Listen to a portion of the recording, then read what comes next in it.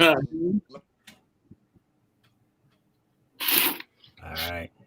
Dude, I never do these with video, man, ever. First. Wait for Bert to hop on. As soon as he hops on. I'm on. What's up?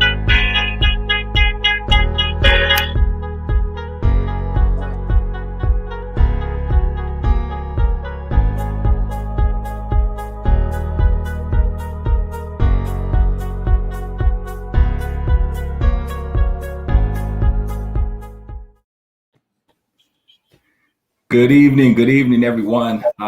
This is Jonathan Quarles.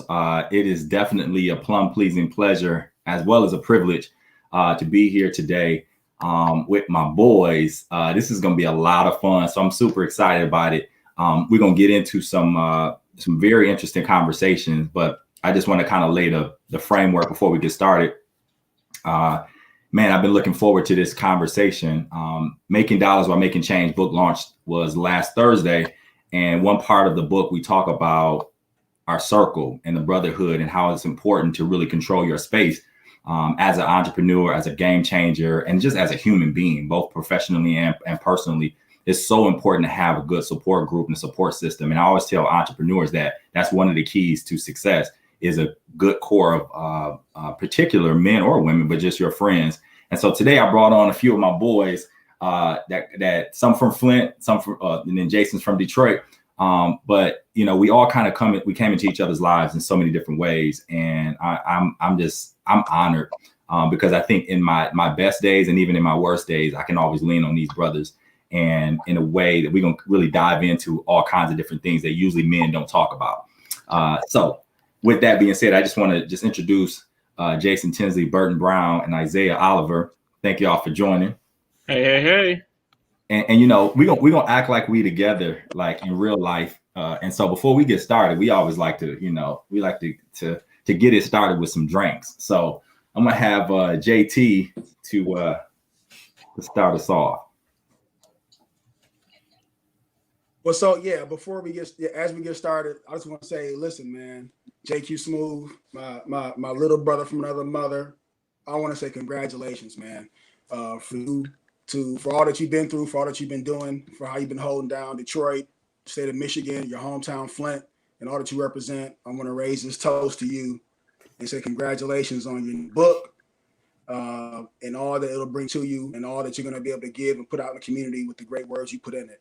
I'll say this too, for it to be 200 pages. I finished it in 2 days. I'm reading President 44's book. It's 700 pages. And I was glad to take a break from that to read yours. So congratulations and cheers to you, brother.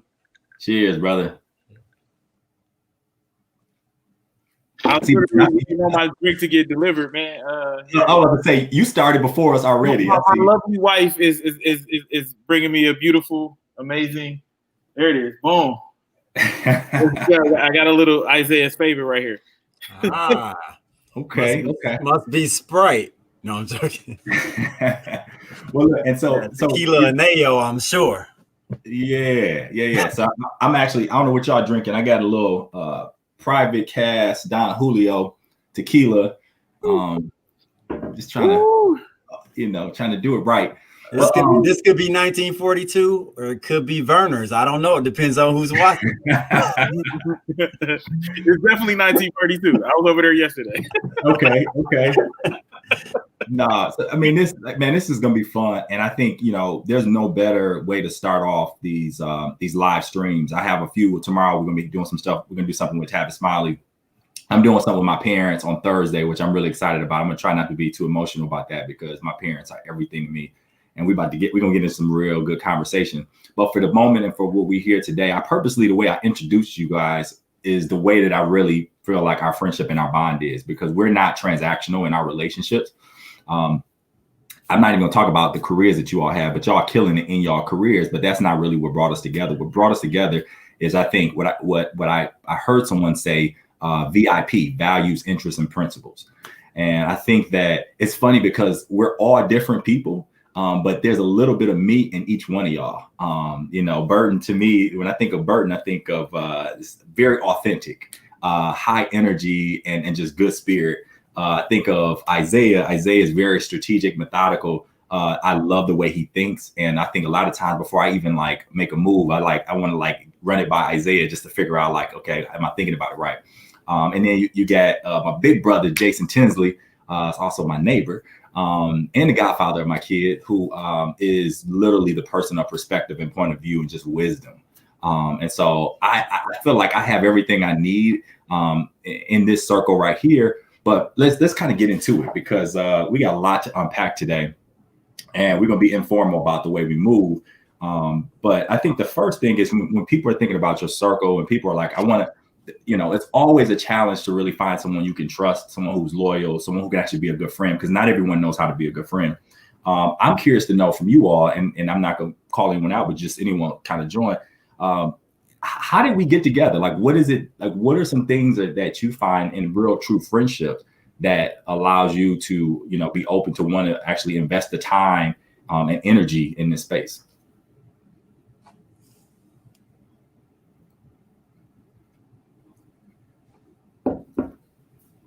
That's for anybody. Well, I mean, I'll jump in real quick. Honestly, you know what? I guess I'll go first. No, go ahead, Jason.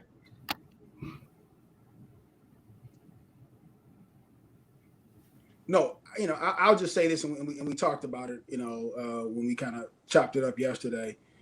That whole idea of friendships and finding friendships later in life, not to have to grow up with somebody from elementary school or meet them solely in college. It's not that couldn't have happened, but when you get older, friendships become more strategic because there's more at risk. There's more at risk about bringing people into your circle.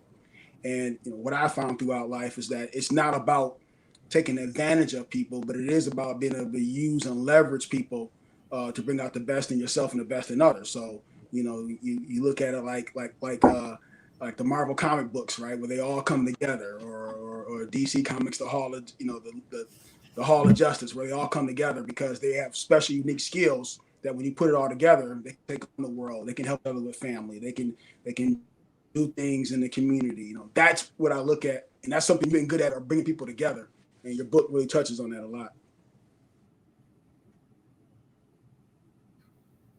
Yeah, I have to second that. I think part of it was really organic, given the fact that you and I knew each other for such a long time.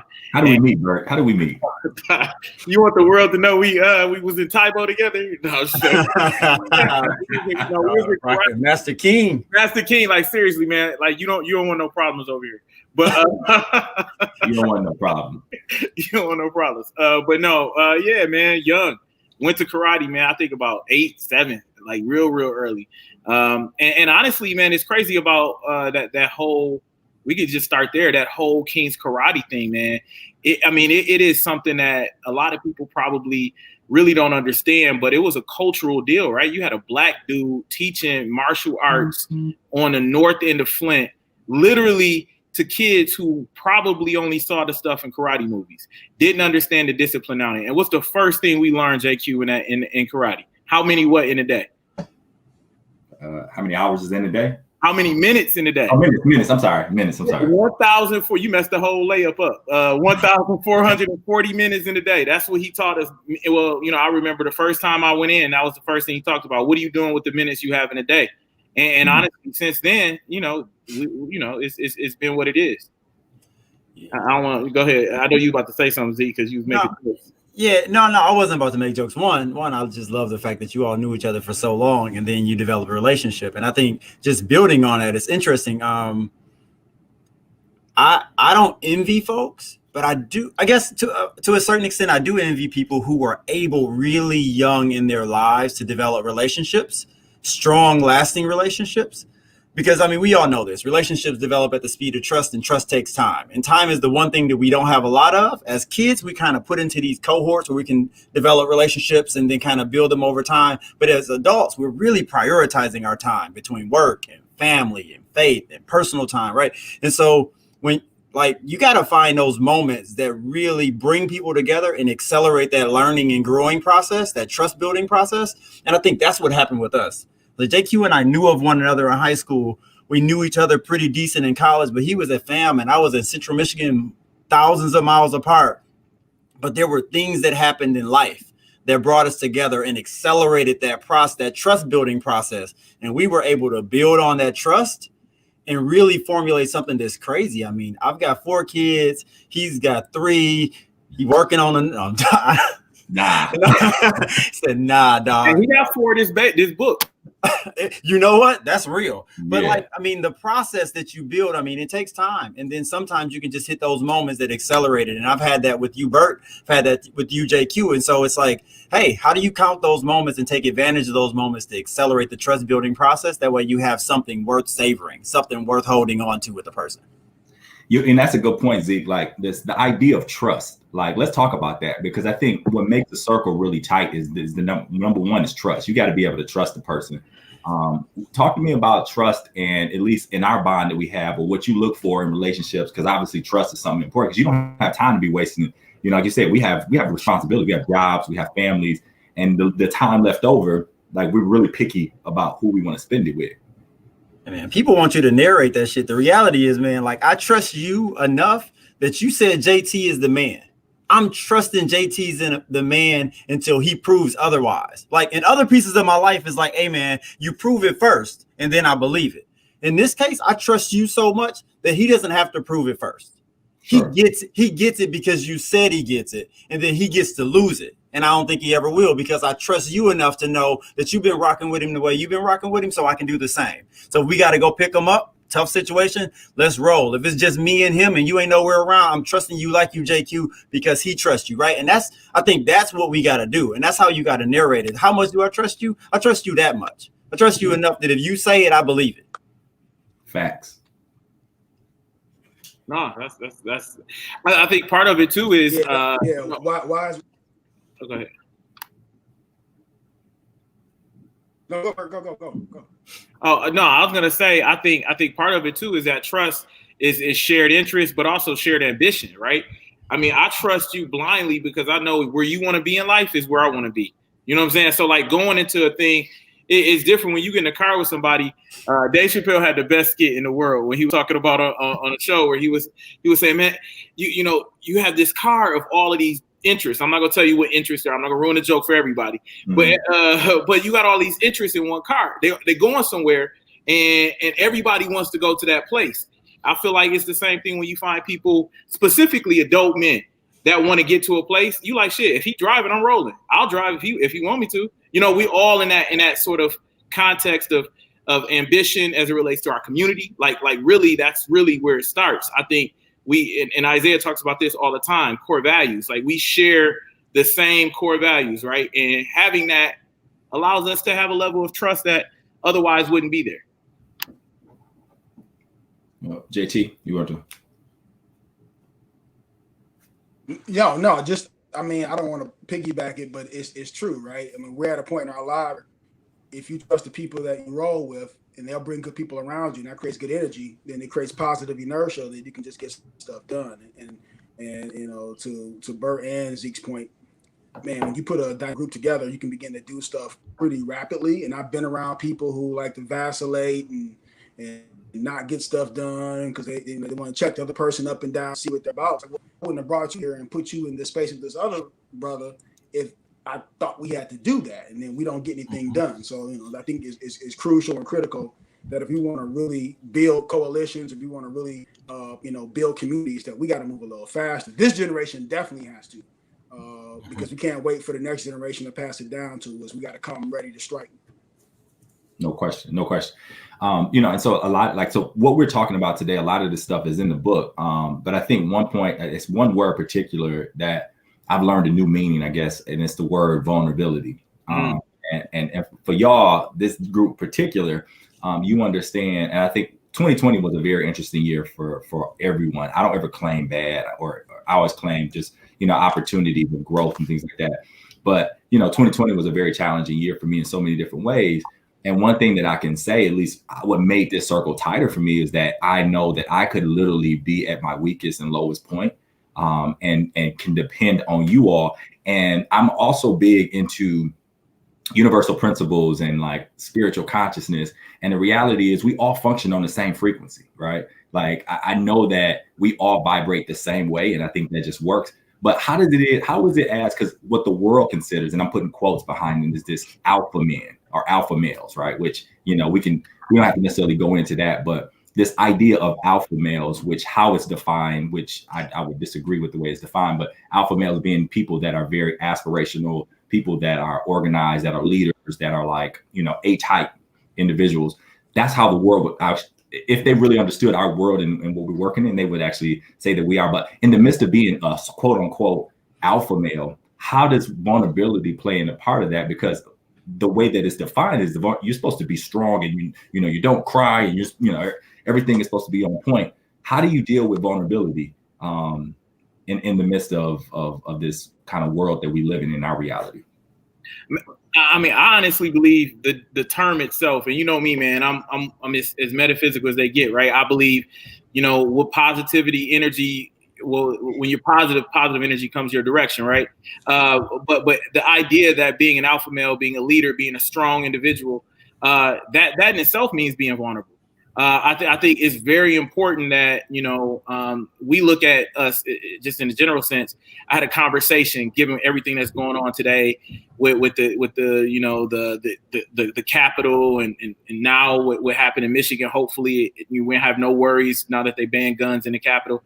The idea is, we as Black men aren't necessarily mentally prepared, in my opinion, to have relationships with people in our community unless we actually proactively are, and this is what you say, vulnerable, because we have had so much oppressive forces. I mean, they talk about it historically, like how the level of oppression our communities face can even change your DNA structure. You know what I mean? Like, think about that, right? So you talk about how much energy, especially, from being from a city like Flint and Jason being from a city like Detroit, you know what I mean? Like, the reality in everything that we've experienced, I think it's very much what brings us to a place where we feel comfortable being vulnerable. Because I mean, at the end of the day, who's more vulnerable than a Black man driving a car, right? Who's more vulnerable than a Black man in America, right?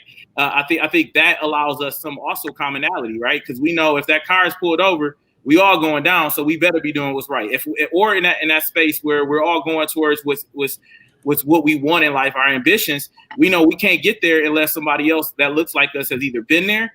I mean, it's very rare you grow up with somebody that's a first, right? You know what I'm saying? It's unlikely that, you're going to be the sort of goal is to help somebody else Black get there. And hopefully we all can get there at one point together. And I think that's it, right? Our vulnerability is our ability to accept the fact and understand our knowledge of self, which is who we are as a people in this country. You know what I mean? And that's really a commonality I feel we all share. No question. I know that was kind of. Yeah, you started with metaphysics and dropped. I got the braids. Break to that too. Yeah, I see. I didn't know if Zeke had something. Man, I was thinking about saying something, but now I'm gonna let JT go between me and Bert. That way, maybe I can formulate a better thought. The tequila hitting hard, Bert. I see you out here. So I'll tell you, I was having a bit of a conversation earlier that kind of aligns with this one in a crazy way. I agree that we have to be vulnerable, but man, it's really hard for males to be vulnerable, African-American males to be vulnerable, right? Especially in a country that has a history of over the last 400 years exploiting Black bodies. And then you asked me to be vulnerable, right? Some of those things that we learned about how to be vulnerable, and I know it's likely we're going to talk about it. You're for sure going to talk about it the next time you have this conversation was with your mom, right? The relationship that you have with, and not only women, but more specifically with Black women, right? It's like, there's this thing about having, I remember a good friend of all of ours, Keith Cheney, said, hey man, you need to get more Black women in your life, right? It's something about that innate ability to help you navigate two different realities. My mom had this ability to help me navigate two different realities, right? She had the ability to help me understand how to be completely vulnerable, right? Who are you more vulnerable with than your mom at 5, 6 years old, right? Yep. So she nurtured me. She made sure that the home was warm, that her arms were warm for me, but she also made sure that I was tough. Because the two realities she had to prepare me for was one, that I'm living today. I had to be able to navigate the boardroom. The other one was I had to be able to navigate prison.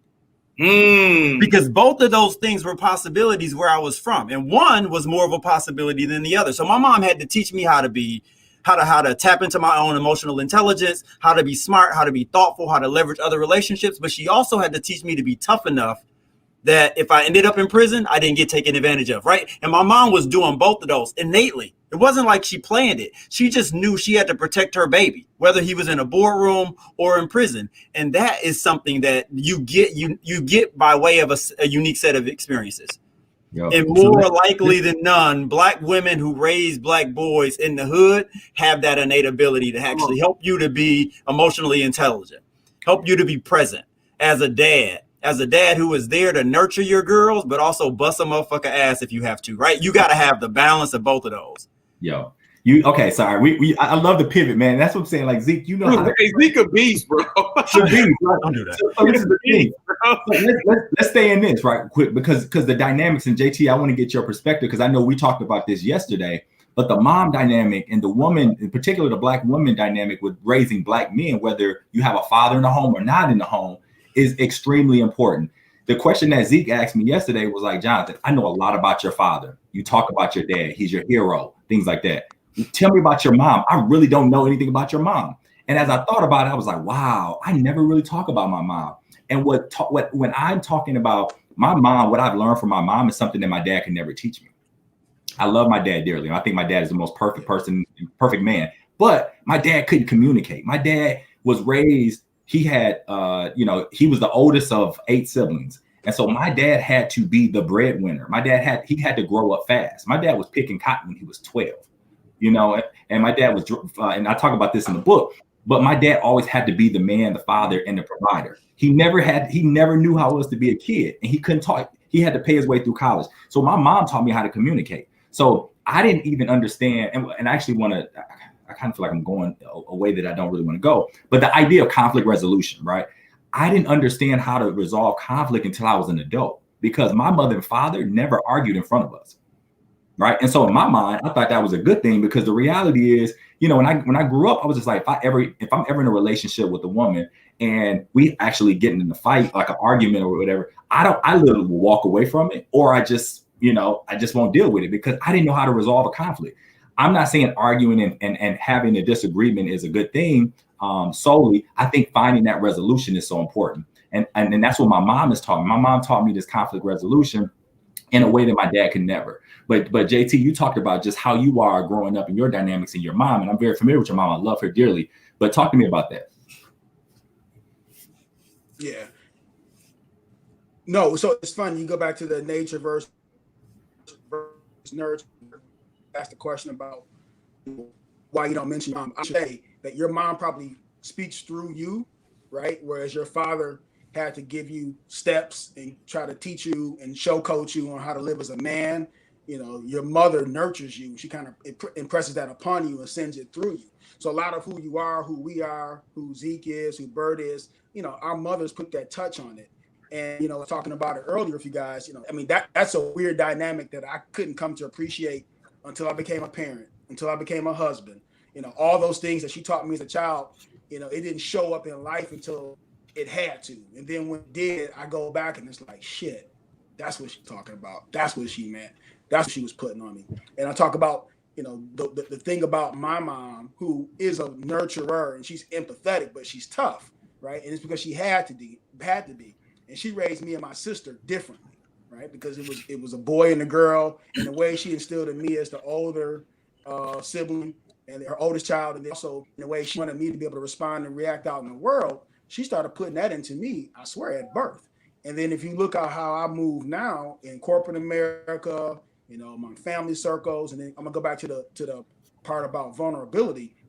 It is okay to be vulnerable, and right, wrong, and indifferent. I choose to be vulnerable in certain circles because I get it. There is a persona or a face, or there's an expectation that life puts on you when you step outside your door every day to come at it a certain way. And there are people, throwing bullets and spears, and they're coming at you, and you have to show strength. But being able to be around a brotherhood, or be around parents, or being around who you trust is when you can be vulnerable. You talk about unconditional love. My mother loves me unconditionally, but she can only let me whine and cry and bitch for about 30 seconds.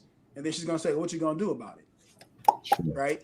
So I've had to learn to accept that tough love so that I can learn to be more resilient and be able to lead others, right? And be able to help and support others by showing strength, but still finding spaces that are safe, like this right here, be open, be honest, and even shed a tear, right? Because that's part of the makeup of your human nature, that you have to be able to do that stuff. If you don't do it or find a place to do it, it'll eat you alive. You talk about in the book about diet, you talk about spirituality, you talk about therapy. I do all that stuff in spades and I ain't ashamed of it. But at the same time, I understand that I also have a job responsibility and a role to do in a way I have to serve out in the world in the community. But it doesn't. None of that precludes me from getting the help I need, or the therapy I need, or support I need, or being vulnerable. You just have to be able to do all of that, juggle it together, and still be a leader, alpha male. Or, you have to do all of that, but you have to be able to find the spaces and places to do it appropriately. And you know what? I think that the dynamics has changed so much over the years, because as I look at this group right here, all of us have children, and all of us are very involved and engaged and active in our children's life.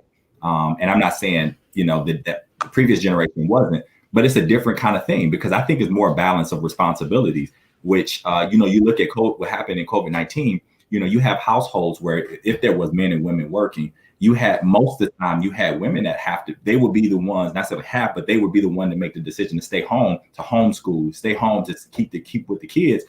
And I think that dynamic changes. And that's something, like I said, we have to really lift up. You can't be a real man if you don't really understand the power of feminine divine energy.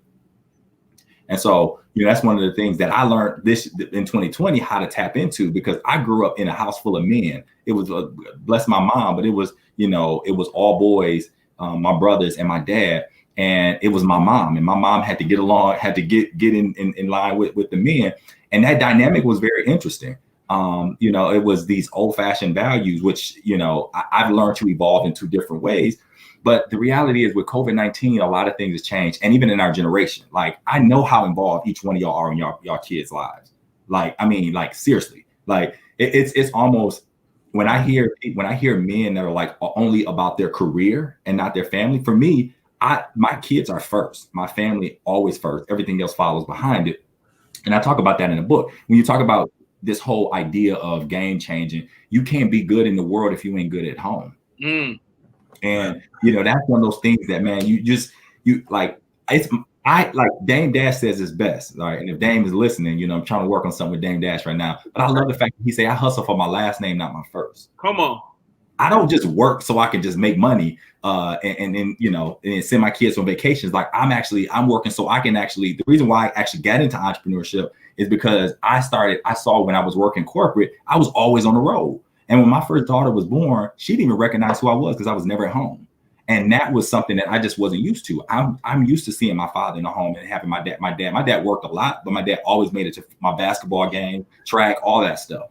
And I was just like, I got to do something different, because I'm not chasing money. I'm trying to be a good father. I want to be the father of the century, bro. But that's the point, though, right? You like making dollars or making change, right? Bert say I talk about core values all the time, because that's the shit that don't change for me. Yep. Right. Yeah. Those things are not negotiable. There's some non-negotiables in my life. Those are my core values. Right. But if you even flip making dollars or making change or making dollars, play it however you want to play it out. The reality is the difference between, I would say, the generation before and the generation now, that paper chase pace. I should coin that. That paper chase pace, that shit burn out. It does. And we're all hard workers. Right. So all of us probably agree that I would rather wear out than rust out, right? So I'm gonna use it while I got it. I would rather wear out than rust out. But like the dude, his name is Sean Hart, amazing brother from Flint. Well, he's not from Flint, lives in Flint right now. But he has this thing where he says, chase the assignment. Don't chase the bag, chase the assignment. Don't chase the bag. You're chasing the assignment, right? You're not gonna burn out as fast when you're chasing the assignment, right? It ain't if you don't chase the bag and you chase the assignment, the bag will chase you. All of us are living that right now. We ain't talking about what our jobs are, what we do in our day to day, but the reality is we're following this thing that actually allows us to live into our own core values, to support our kids, to be loving spouses or partners, right? That's what we want. That's our core values. We do work that aligns with that, and the bag chases us. So you're not as tired, because that paper chaser pace, I'm telling you, that shit'll burn you out, especially when you're a hard worker. Come on, dog. Talk about it. Talk about it. So my question is, all right. So I think on this chat right now, I'm probably the worst at the finding the balance. Like I got one kid, and I'm lucky because I got an amazing wife, like an amazing wife. So I'm lucky. For sure, right? I'm super lucky. Like you ain't seen one Kenny sighting this whole time, which means she's amazing. But we see kid toys in the background though. You do for sure. There are signs that she's around. Right. But no. So I like to throw this to the group. So what are some key components to making sure that balance stays center focused? For me, is realizing that it ain't gonna happen, right? You're never gonna get a quarter here, a quarter here, a quarter here, and a quarter there. So you're never gonna get time for you, time for family, time for community, and time for your professional journey. It's never gonna be balanced the way it should, right? And so whether it's faith, and Jake, you talk about it in the book, whether it's faith or spirituality or whatever it is that holds that stuff together, you got to know that sometimes the book go be your baby, and you'll give it 75% of your time. But then you're going to need to know when to shut that off and give 75% of your time to the girls because they need it, right? And so you're going to have to navigate balancing that, but expecting life to offer you this shit in quarters, right? Perfectly set up. Right. You're responsible for that. And I'll add this, and you're on point. I would just add on to that is that I don't believe in balance. I do believe that we all manage, right? And so one of my mentors always told me, the goal is to never make sure, like to always make sure that your family is not always on that low end, on that bottom end the most, right? Because they're going to be. It's in order to manage, there's no such thing as balance because that's just not reality.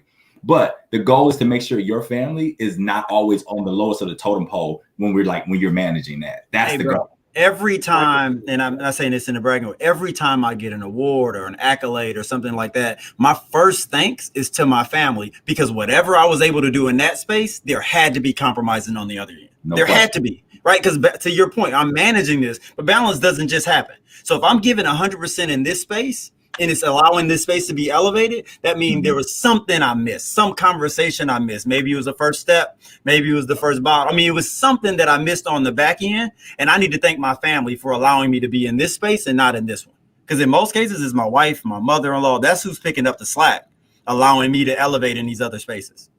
And I'm curious to know, Jason, you particular, because that goes back to the whole. Go ahead. I'm missing pieces of JT a little bit. No, I was gonna say it goes back to the whole idea.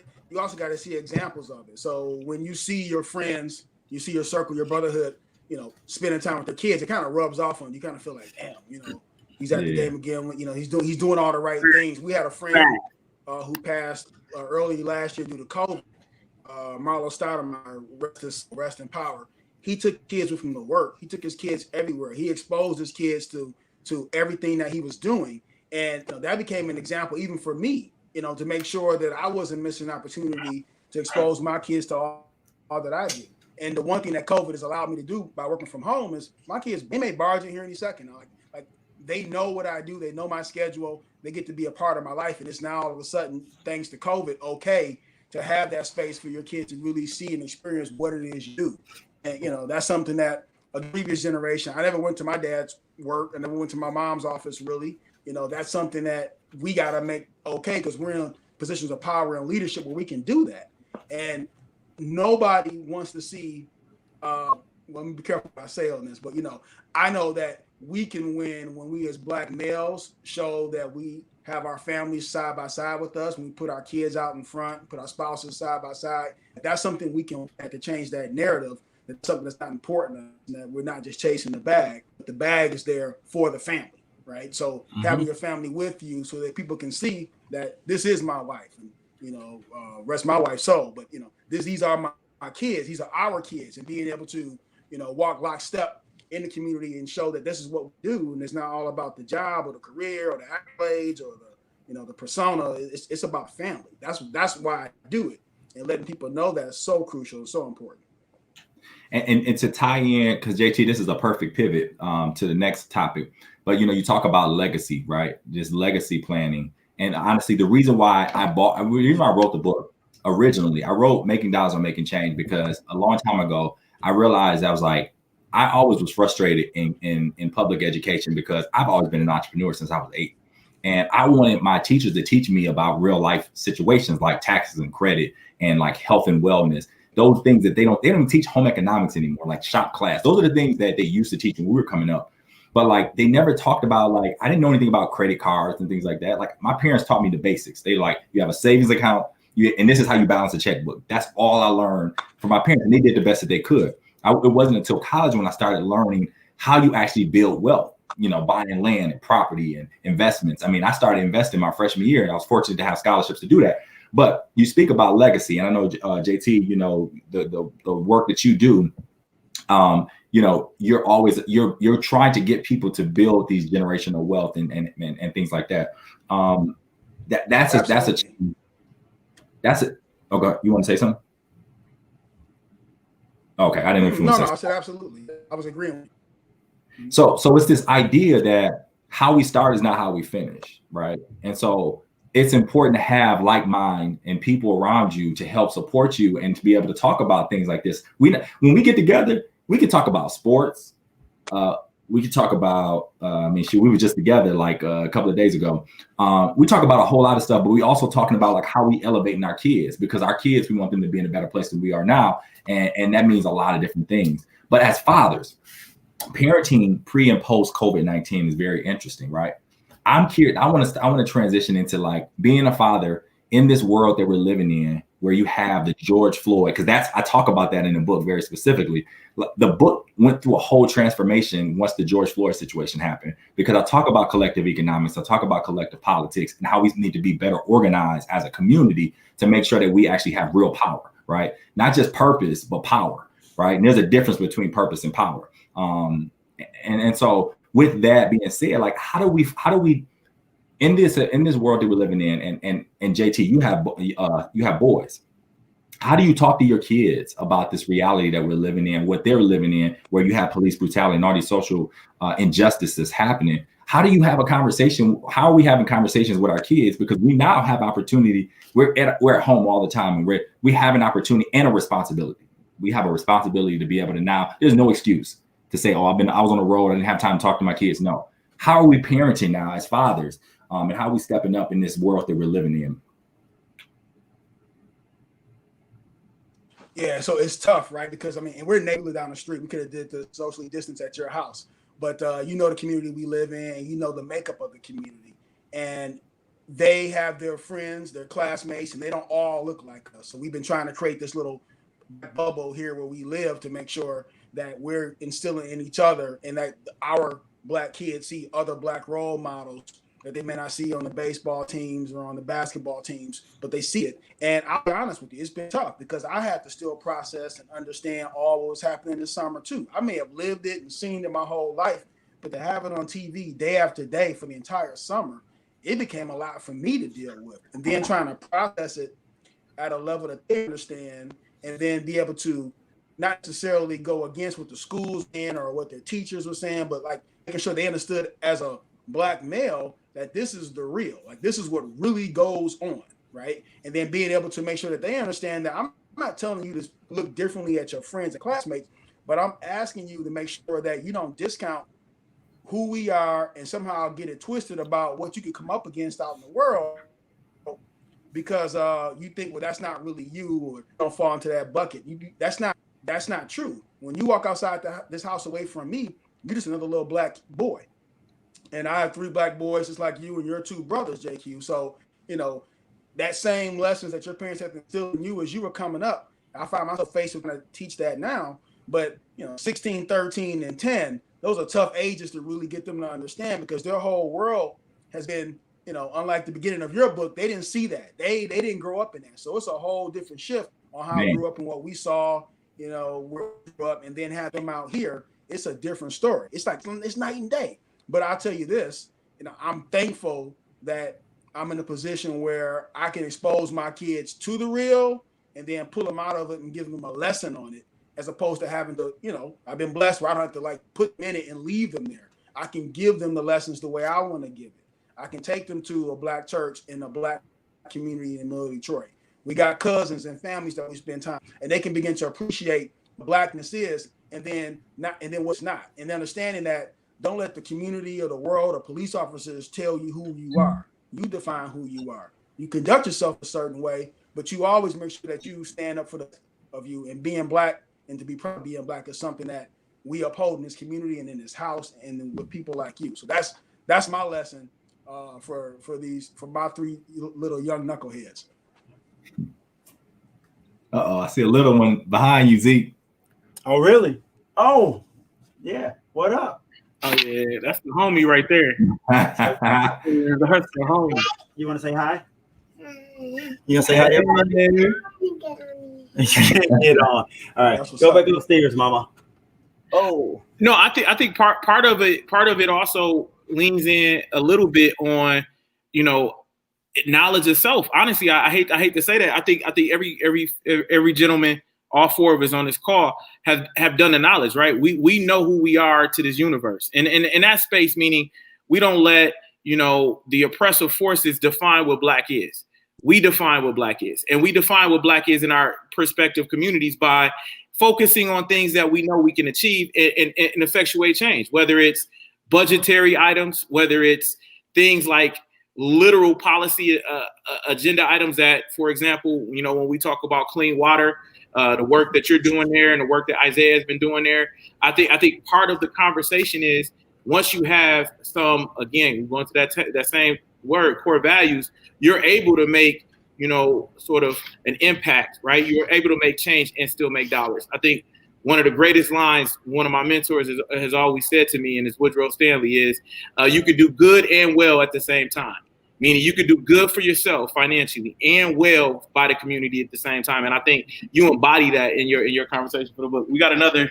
You got Kenny. They coming through. They said, "Hey, it's 8:48, dog." You know what time it is? That's what it is. Like, let's see some.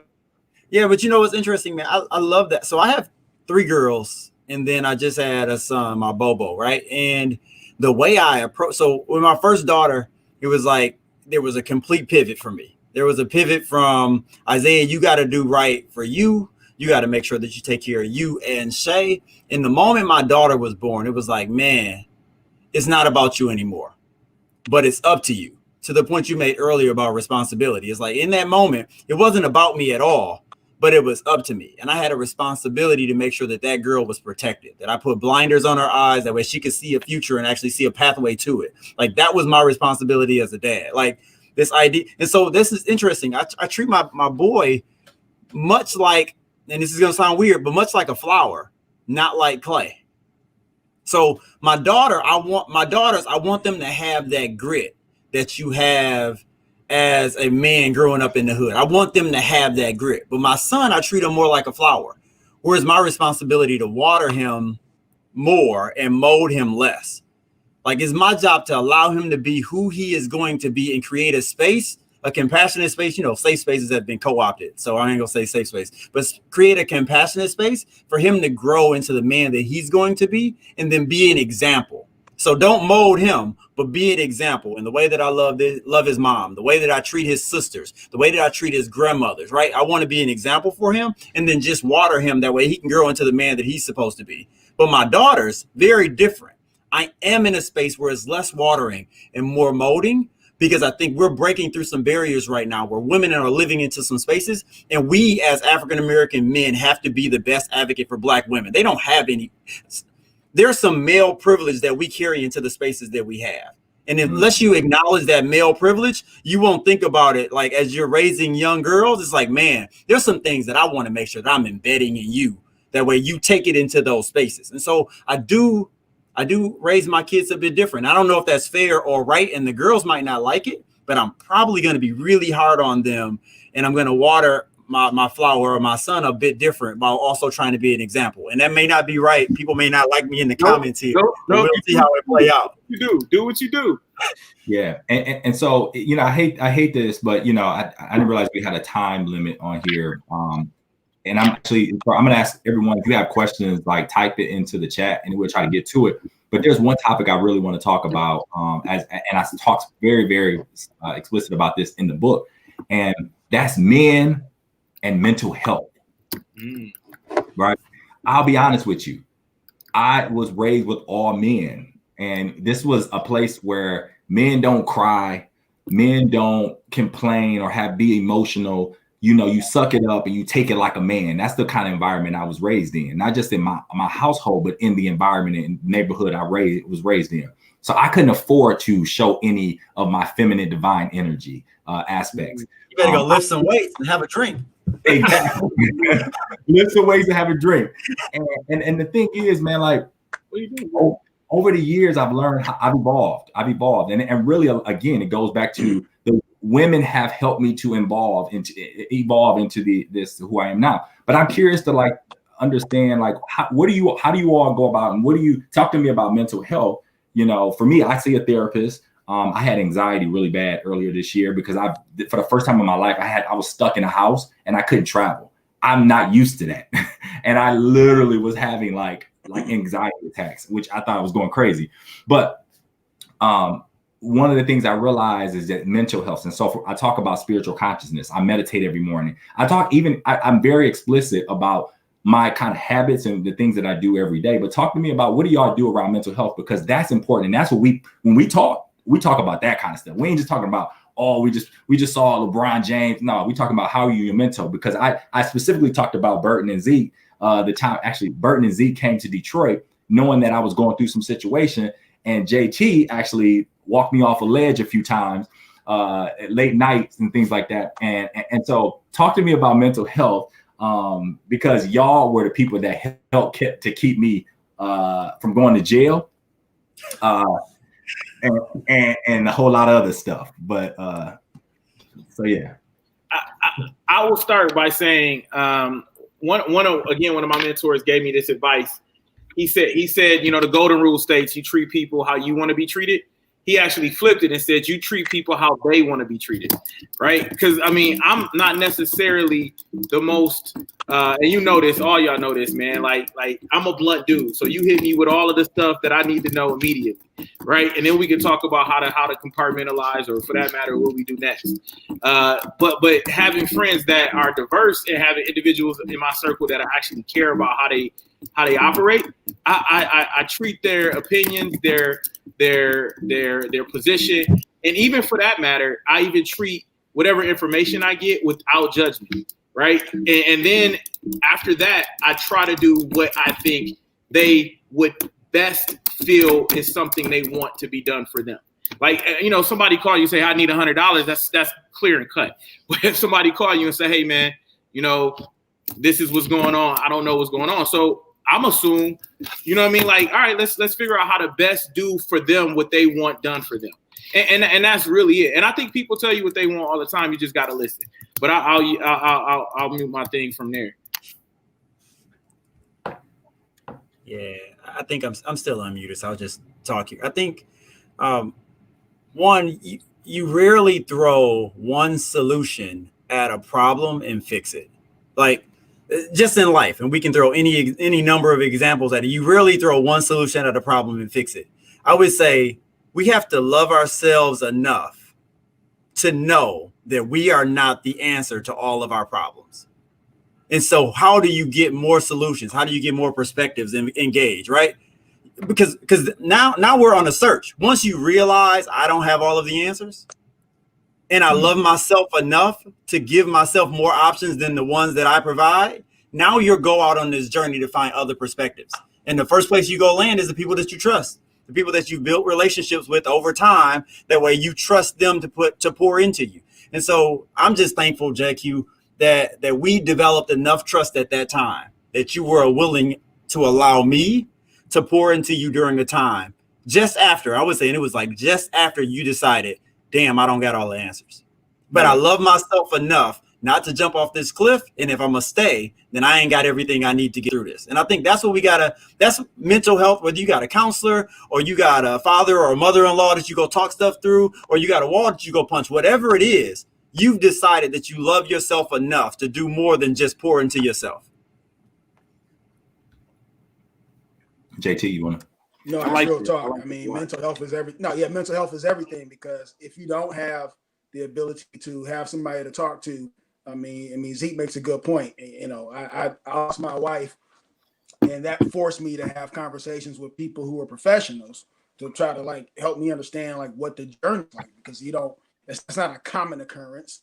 So when it happens, you have to find professionals to help you navigate that. But even bigger still, if that wasn't the case, man, where would I be if I actually trusted somebody to talk to on a regular basis prior to that journey, to help me work through things that I didn't even know were in disrepair, right? Because I was always trying to coat it with alcohol or bury myself in work or just take myself somewhere else because I didn't want to face myself head on. And that's part of the mental challenge of the mental journey, is dealing with yourself, dealing with you, and not being ashamed of it, and asking yourself tough questions and having to take some tough responses and tough answers from people who were just in it to help you. And that, just as we kind of wrap, that's the importance of true brotherhood, is that you can talk to people and they can tell you, you're wrong. I still love you. I got your back. But that's that unconditional love that brotherhood brings. Like the love that you get from a mother or from a father or from a sibling. True brotherhood holds brothers accountable. Facts. And then raises brothers up. They don't leave them when things get tough and get bad. And that's what I think we have here, and that's what we're trying to put out in the universe, is that true brotherhood. We can come together and support each other through thick and thin, through the best of times and the worst of times. Yeah. And I'd say one of those gender characteristics is that only the strong survive, and we live by that. Like I have to be the strongest person around to survive the hood, to survive the boardroom or whatever. And so, if I can tell you that I don't have all of the answers to my problems, now I'm weaker, and as a result of being weaker, I might lose some grounding in this space. Right? When you realize that I'm only here to support you, not to take something from you. Right, I'm not offering a threat to you, brother. Which often, unfortunately, in the world that we live in, brothers do threaten brothers, and so you've got to develop that trust. And I don't mean that in a negative. Actually, I do. I mean that in a completely negative way. I think sometimes we harm one another by leaning into these. Quite frankly, what we believe masculinity really is and what it should look like and how it should show up. So when a brother shows up less than what we decided masculine men were supposed to, then we put them on a lower place of the totem. So brothers protect themselves from it. Well, I'm not going to talk to these motherfuckers about this because I don't want to be seen as weak. Because if I get seen as weak, then I'm going to be less than. And in this journey to try to be my best self, I'm going to be cut short. So I close myself off.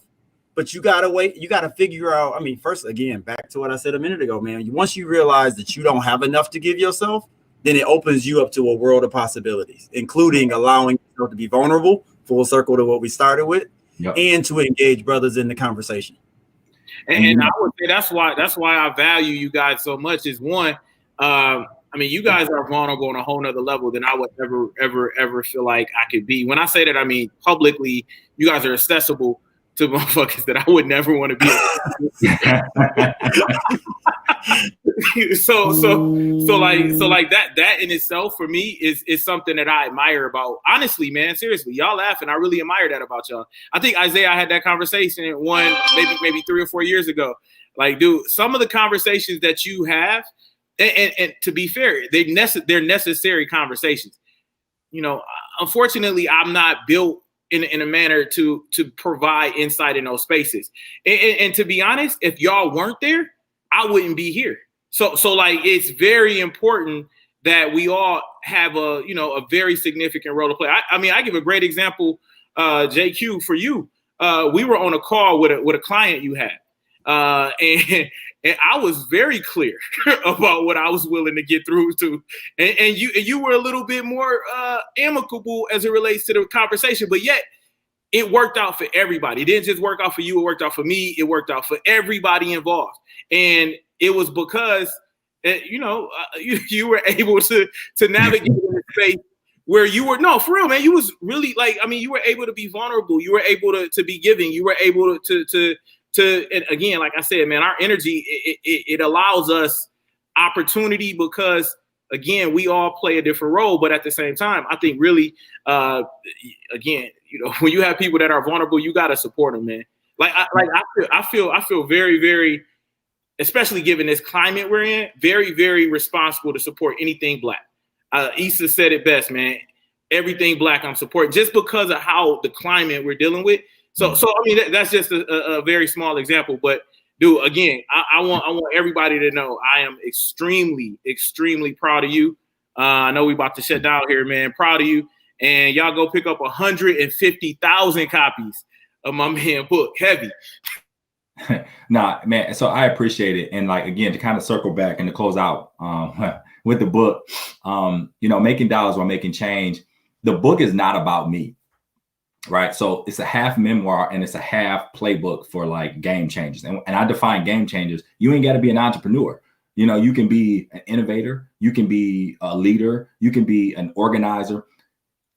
A person that actually understands his mission and his purpose. Like that's what the book is for. And, I wanted the book to be prescriptive. I didn't want it to just be theoretical. I wanted it to be practical, because how I read books, I like to get tips. I don't read books if it's just theory, because I don't like speaking and living in theory. I'm an action person. It's all about like actually putting in that work and doing stuff. And so, it's about, I think the book is not about me. The book is about the ideas and values that come from people. And I think the people that have been showing up and showing so much support, I really do appreciate. It's on Amazon. You can go right now, purchase it on Amazon. We're actually one of the best sellers on Amazon in like 6 or 7 different categories. We're doing well on Barnes and Noble, but this is just one of many things. And like, again, what I learned growing up in Flint is that, this is what we do.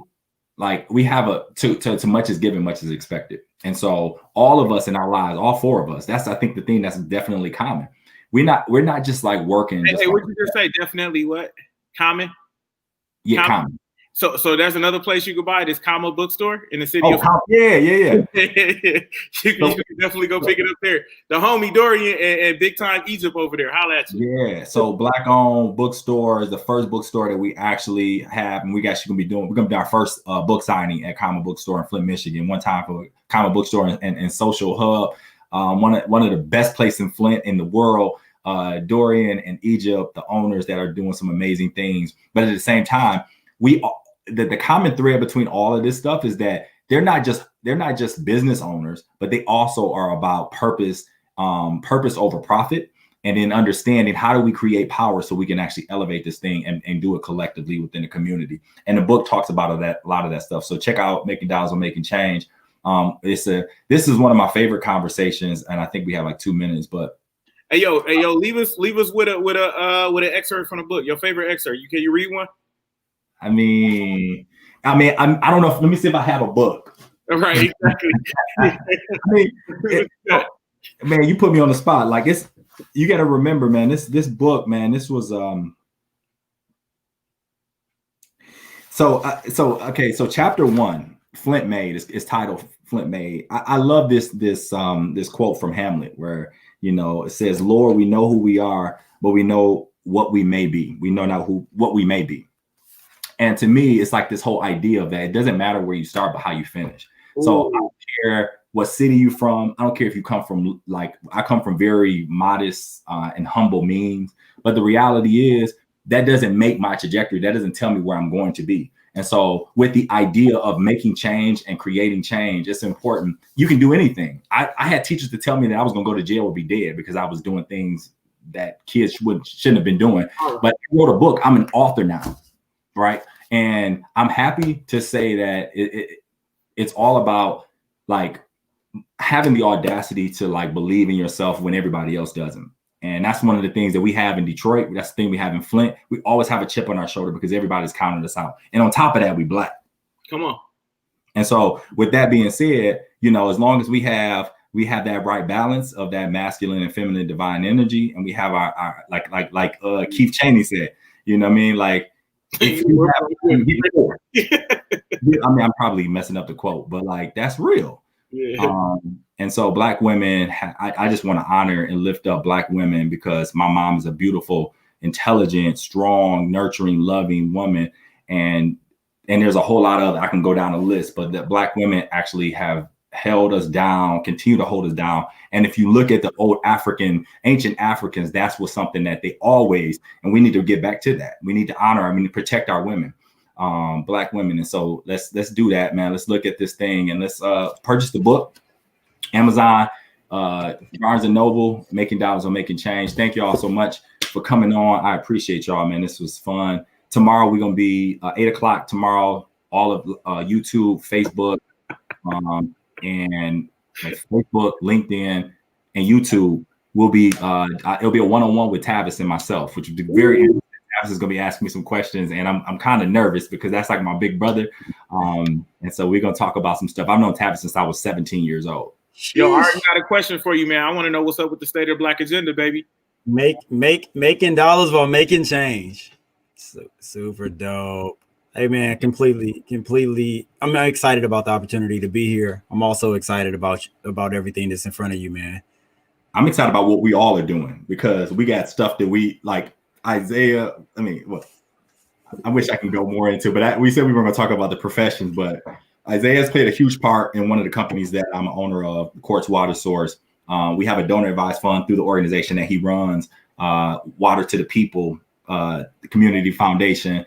He's doing some amazing work. Burton's like the lobbyist extraordinaire, like the relationship. I mean, whenever you need something to get done, Burton is that guy. And then you got JT who handles all of the high net worth. I'm not quite there yet. But JT runs like, all of the big money people, make sure people make more money and to be able to set their families up for success so they can make dollars while making change. So exactly, because we strictly business and we also got our pride. And if you don't like it, I suggest you break wide.